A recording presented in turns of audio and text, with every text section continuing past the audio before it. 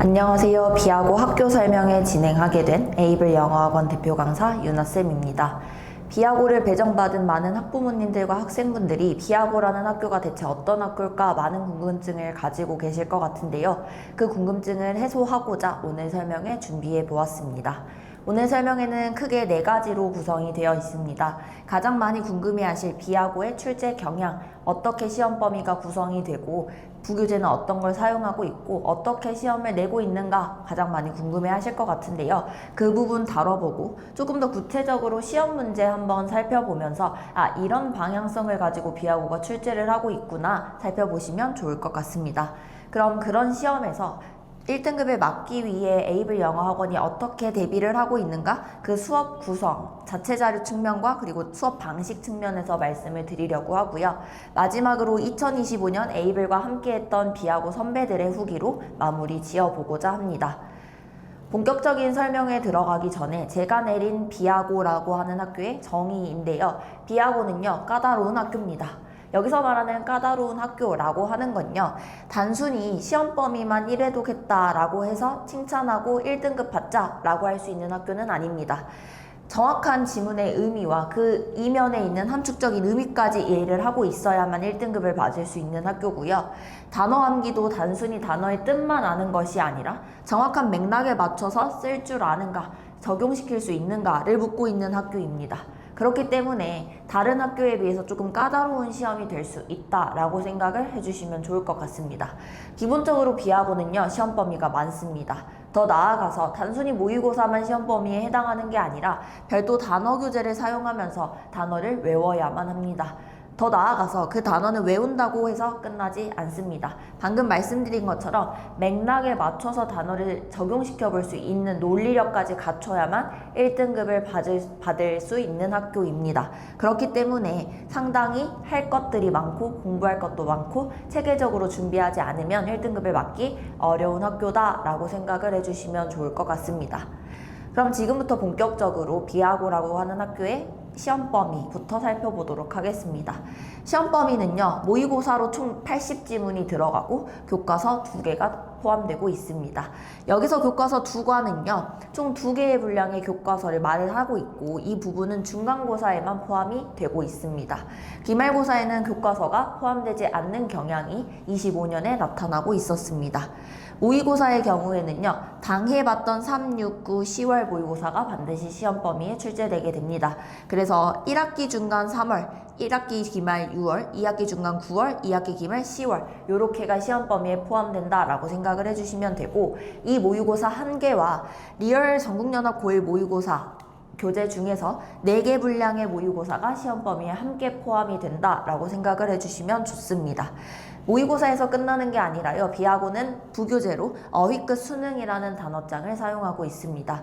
이 어휘끝 수능이라는 단어장에서 유닛 10개, 많게는 12개가 시험 범위에 포함이 된다라고 생각을 해주시면 됩니다.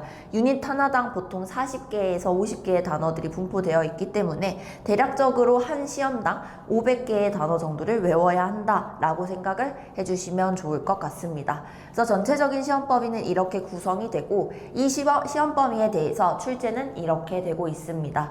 총 객관식 28문제로 90점 배점이 되어 있고요. 서술형 2문제로 총 배점 10점이 되어 있습니다. 이 출제 시험지 문항은요, 2학년 때도 동일한 경향을 보여주고 있습니다. 2학년 때도 변함없이 객관식 28문항, 서술형 2문항으로 시험이 출제가 됩니다.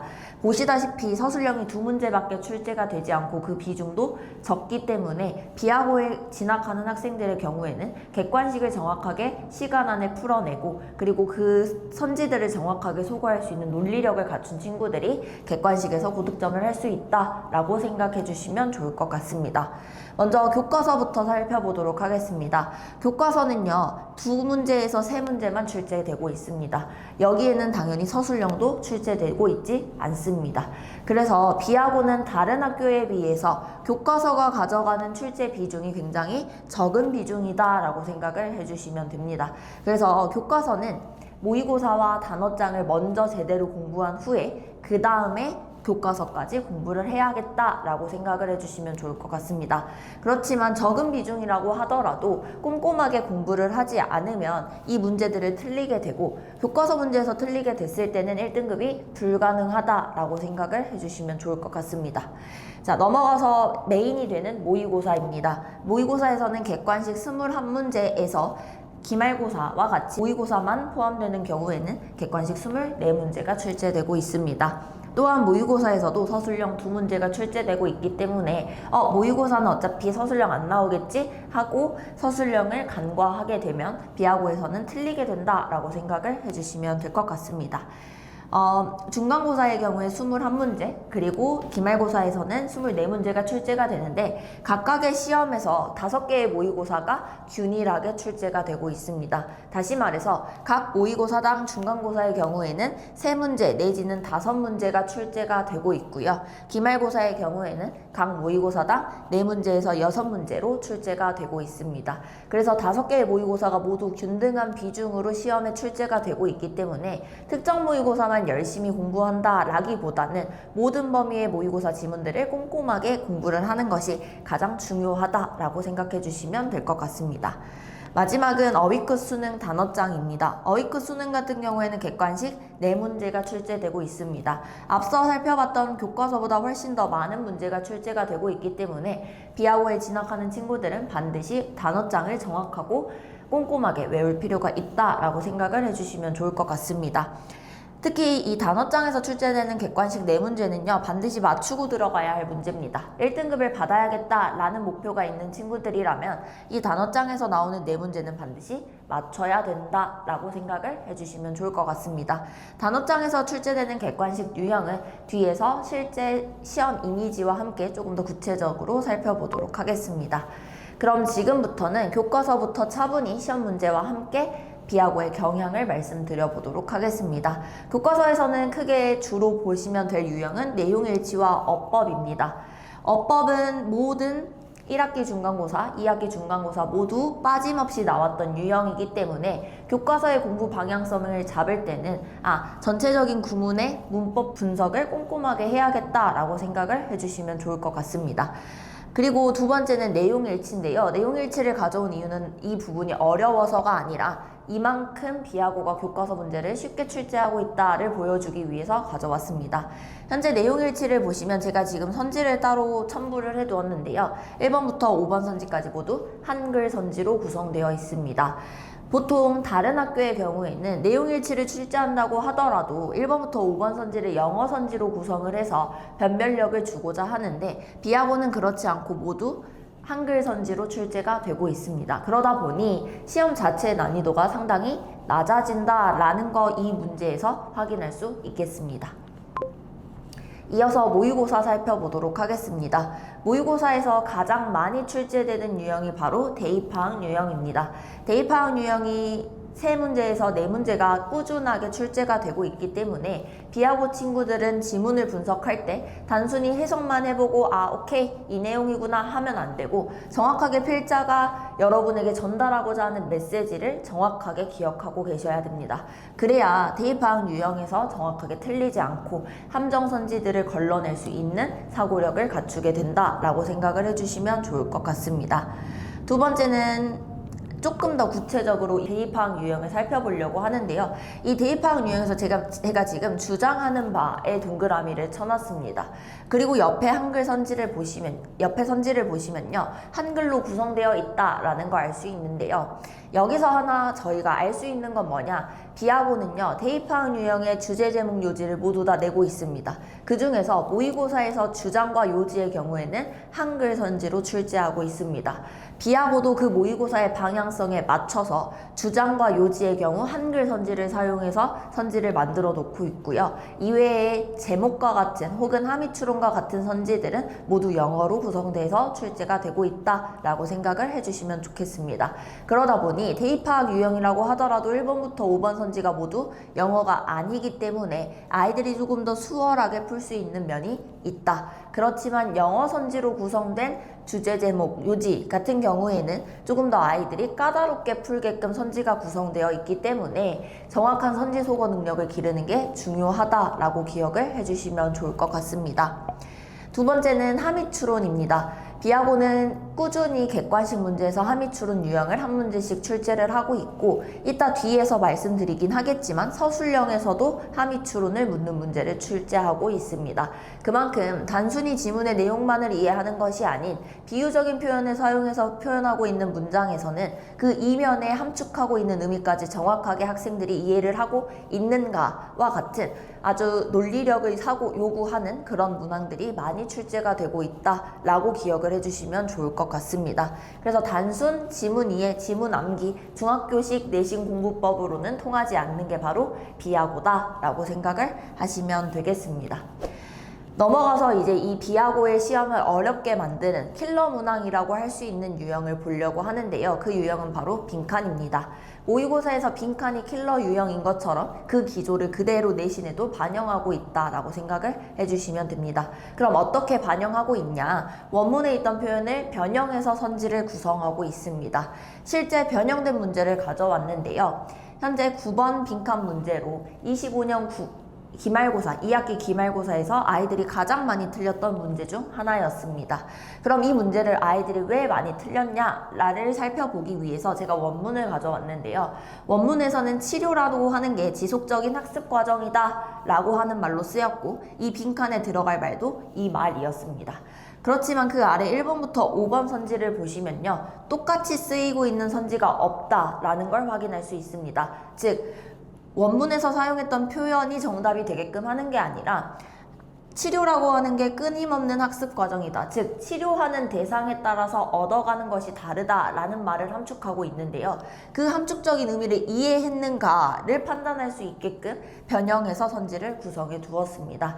그래서 빈칸 추론에서도 마찬가지로 함의 추론과 마찬가지 어떤 원문에 있는 표현 이면에 있는 뜻까지 정확하게 판단을 해야만 답을 고를 수 있게끔 출제하는 경향을 보이고 있습니다. 두 번째는 서술형입니다.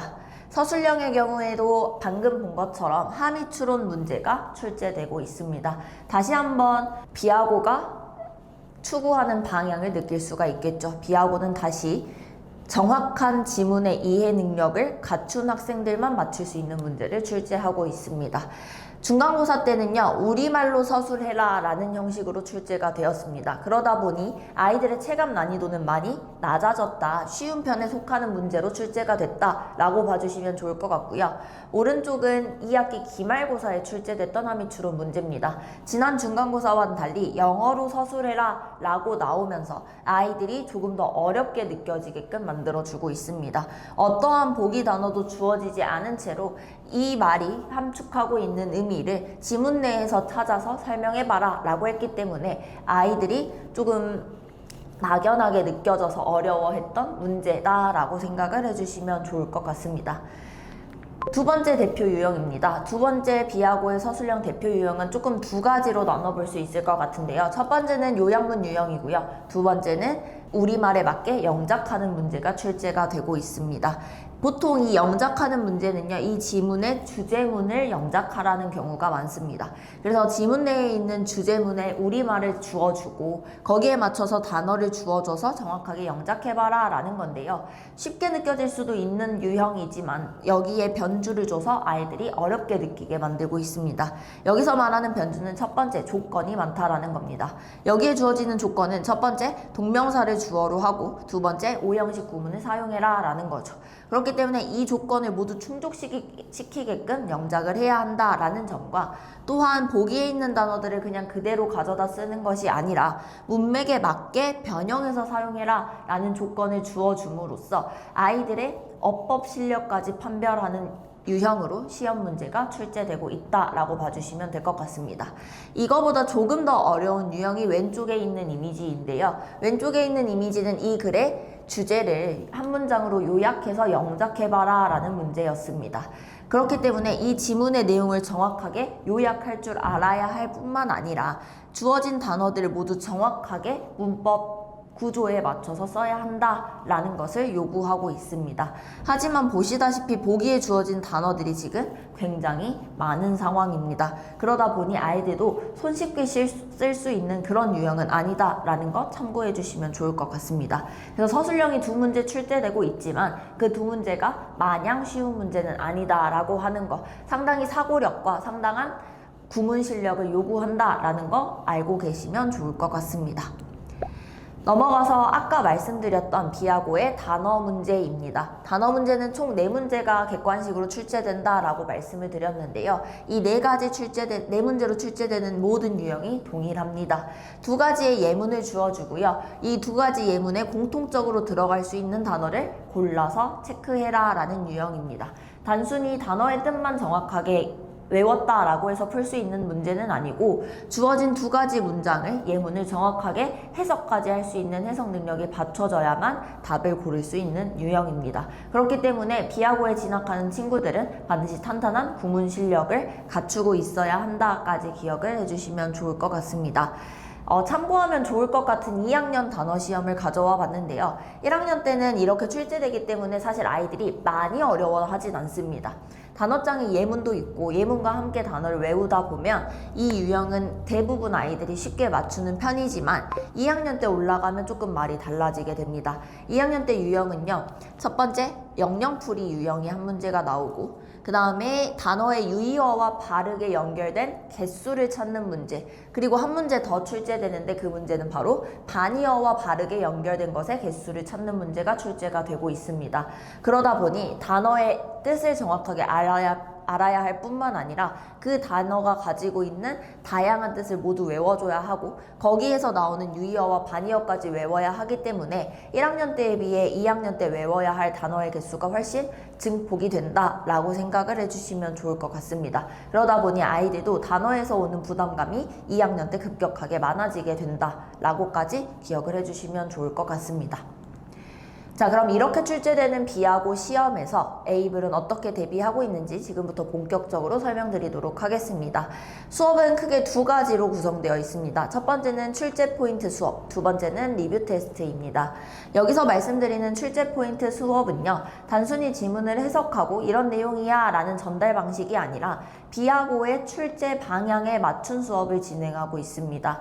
비하고에서 많이 출제되는 유형이 바로 함의추론, 대입파악, 빈칸이다 보니 그 부분에서 출제될 수 있는 포인트들을 위주로 수업에 반영해서 수업을 진행하고 있고요. 수업은 총 수요일과 토요일 영상 강의, 수요일은 영상 강의, 토요일은 현장 강의로 진행하고 있습니다. 그리고 나서 일요일에 진행하는 게 바로 리뷰 테스트입니다. 이 리뷰 테스트는요, 수요일과 토요일을 통해서 한 회분의 모의고사 분량을 끝내게 되고 그 분량에 대해서 일요일마다 제대로 확인이 됐는가, 공부가 되었는가를 확인하는 테스트라고 생각을 해주시면 좋을 것 같습니다. 이때 리뷰 테스트도요, 그냥 아무 문제나 풀리는 게 아니라 비하고에서 많이 출제가 되는 대입파악, 빈칸, 그리고 함의추론 유형을 중점적으로 풀어보고 있습니다. 그러다 보니 아무래도 실전에서 강해지게 되겠죠. 실전과 가까운 유형들을 많이 풀다 보니까 실전 감각이 많이 향상이 된다라는 장점이 있고요. 더불어서 이 모의고사에서 내가 이 지문은 아직 공부가 정확하게 안 됐구나, 혹은 내가 빈칸이나 대입파악은 정확하게 잘 맞추고 있는데 내용 암기가 아직 꼼꼼하게 안 되고 전체적인 글의 흐름을 못 잡아서 순서를 많이 틀리거나 삽입을 많이 틀리거나 같은 약점 유형까지 파악을 할 수 있습니다. 그래서 그 유형에 대해서 조금 더 본격적으로 보완할 수 있는 기회가 바로 이 리뷰 테스트를 통해서 얻게 된다라고 생각을 해주시면 좋을 것 같습니다. 비하고의 경우에는 시험 범위가 많다 보니까 계획적이고 철저하게 공부하지 않으면 시험 막바지에 가서는 그냥 범위에 쫓겨서 헐레벌떡 1회독만 하고 있는 모습을 보는 친구들이 많습니다.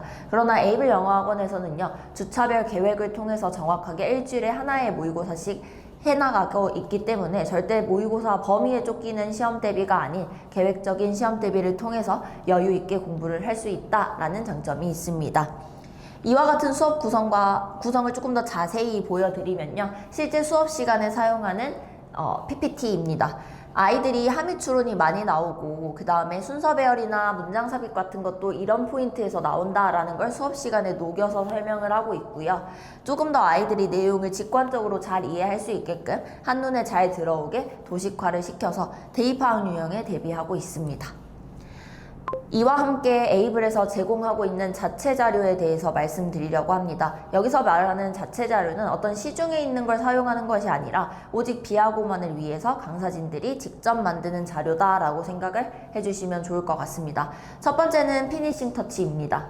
80지문에 육박하는 많은 양의 범위를 소화하다 보니 아이들이 시험 직전에 가면 어떤 지문들을 다시 봐야 되고 어떤 부분에서 뭐가 나온다고 했더라 라고 하는 판단이 잘 안 되는 경우가 많습니다. 그래서 시험 2주 전에 아이들이 최종 점검할 수 있는 포켓북이 바로 이 피니싱 터치입니다. 학교의 힌트를 반영하고 마지막으로 꼭 기억해야 할 지문들만 녹여냈기 때문에 아이들이 들고 다니면서 편하게 복습할 수 있는 자료다라고 생각을 해주시면 좋을 것 같습니다. 두 번째는 동형 모의고사입니다. 동형 모의고사는 말 그대로 학교와 동일한 형태의 시험이다라고 생각을 해주시면 됩니다. 이 80지문과 교과서에 해당하는 모든 지문들 중에서 학교 선생님들이 출제할 것 같은 지문, 그 지문에 대해서 그 선생님들이 내는 특성을 고려해서 그 유형을 다시 한번 문제로 만들어서 아이들을 풀리고 있습니다. 실제 시험지 구성도 동일합니다. 객관식 28문제와 서술형 2문제로 동일한 구성을 통해 학교 시험을 보기 전에 미리 학원에서 대비를 하고 간다라고 생각을 해주시면 될 것 같습니다. 그러다 보니 학교의 특성을 많이 고려해서 선생님들이 문제를 만들고 있어서 높은 적중률을 보이는 것도 바로 이 동형 모의고사입니다. 실제로 비하고에 재학하는 친구들을 모두 모아놓고 시험을 풀리고 그리고 그 점수를 토대로 평균과 1등급 컷, 2등급 컷을 예측해보고 있기 때문에 아이들이 시험을 보기 전에 대략적으로 내가 지금 이 정도 실력이구나, 이 정도 위치구나를 파악하는 수단으로도 활용이 돼서 아이들이 굉장히 좋아하는 자료입니다. 그럼 이 동형 모의고사의 조금 더 구체적인 적중 사례들을 몇 가지 가져와 봤는데요. 25년 2학기 기말고사 14번 대입파악을 묻는 유형이었습니다. 동형 2차 10번에서 동일한 유형으로 출제가 되었기 때문에 아이들이 시험에서 당황하지 않고 쉽게 풀었던 유형입니다. 이어서 서술형 문제인데요. 똑같이 함의 추론 문제가 그대로 적중되었습니다. 스누즈 버튼을 누르는 게 뭘 의미하는가를 물어보는 기말고사 서답형 2번 문제가 동형 모의고사 1차 서답형 2번에서 그대로 출제되었음을 볼 수 있습니다. 세 번째는 빈칸입니다. 기말고사 17번 문제로 출제되었던 빈칸 문제를 동형 모의고사 2차 16번에서 그대로 풀어보고 들어갔기 때문에 아이들이 현장에서 조금 더 긴장하지 않고 정확하게 풀어낼 수 있었던 문제였습니다. 마지막 사례로는 삽입 가져와 봤습니다. 동형 2차 5번에서 풀어봤던 문장 삽입 유형인데요. 동형에서 이 유형을 틀렸던 친구들은 반드시 이 지문의 전체적인 내용을 우리말로 외워놓고 갔었던 지문입니다. 그러다 보니 실제 현장에서 11번 문제로 나왔던 삽입 문제가 다른 문장을 물어본다고 하더라도 그 전날 동형 모의고사 볼 때 다 외웠던 지문이기 때문에 다른 문장이 나왔다고 하더라도 당황하지 않고 정답으로 고를 수 있었던 문제였습니다. 여기까지 들은 친구들은 선생님, 그럼 제가 에이블 영어 학원에 다니면 1등급을 받을 수 있을까요? 라고 궁금증이 드실 것 같습니다. 제가 시키는 대로 학원이 이끄는 방향을 그대로 잘 따라오는 친구들이라면 저는 1등급이 가능하다라고 생각이 듭니다. 1등급을 받을 수 있다라는 걸 입증한 실제 25년도 선배들의 후기를 몇 가지 가져왔습니다. 현재 이미지를 보시면요. 맨 마지막 하단을 보시면 유너스멘탈 바라는 점은 이라고 하는 설문에 대해서 없다. 기말고사 때 2등급 맞자 라고 적어준 친구가 있었습니다. 이 친구의 실제 12월 3일 수요일의 카톡인데요. 기말고사가 끝난 날에 카톡이 왔습니다. 선생님, 저 겁나 잘 봤어요. 81.2점이에요 라고 카톡이 왔습니다. 이 친구는요, 원래 3등급이었던 친구인데 이번 기말고사를 통해서 81.2점을 맞으며 2등급으로 상승한 친구입니다. 두 번째입니다. 이 친구는요, 시험을 보고 나서 시험지를 저한테 채점하지 않고 가져오고 답지만 저한테 준 상황이었습니다. 그래서 제가 직접 채점을 하고 아이한테 연락을 한 상황인데요. 객관식 다 맞아가지고 서술형은 두 문제가 좀 어렵게 나와서 두 문제는 틀렸을 것 같다. 그래서 총 90점일 것 같다. 최소 90점일 것 같다. 라고 카톡을 보냈습니다. 그래서 이 친구도 이 시험에서 1등급을 맞을 수 있었습니다. 조금 더 다른 친구들의 설문을 가져와 봤는데요. 이번 내신 대비해서 가장 좋았던 자료를 묻는 그 설문에서 마지막에 주신 피니싱 터치 자료가 가장 좋았다. 핵심만 정리되어 있고 시험 보기 전에 간편하게 볼 수 있어서 편했다, 도움이 되었다 라는 피드백 주었습니다. 그래서 앞서 말씀드렸던 피니싱 터치 자료가 아이들이 최종 복습할 때 가장 유용하게 쓸 수 있는 자료다 라고 생각을 해주시면 좋을 것 같고요. 그 아래에 있는 친구도 동일하게 적어 주었습니다. 시험에 방대한 범위들을 모아놓은 책을 공부하기에 좋고, 그러니까 피니싱 터치가 마지막에 공부하기 좋고 요약이 잘 돼 있어서 도움이 많이 됐던 것 같다라고 적어줬고요. 내신 대비 기간 동안 좋았던 점을 묻는 설문에서는 선생님이 꼼꼼하게 수업을 해주시고 정리를 해주셔서 공부하는데 많은 도움이 되었고 정성이 많이 느껴졌다라는 피드백을 남겨주었습니다. 저는 사실 이 친구가 해줬던 이 피드백이 에이블 영어학원을 보여주는 가장 대표적인 한마디다 라고 생각이 듭니다.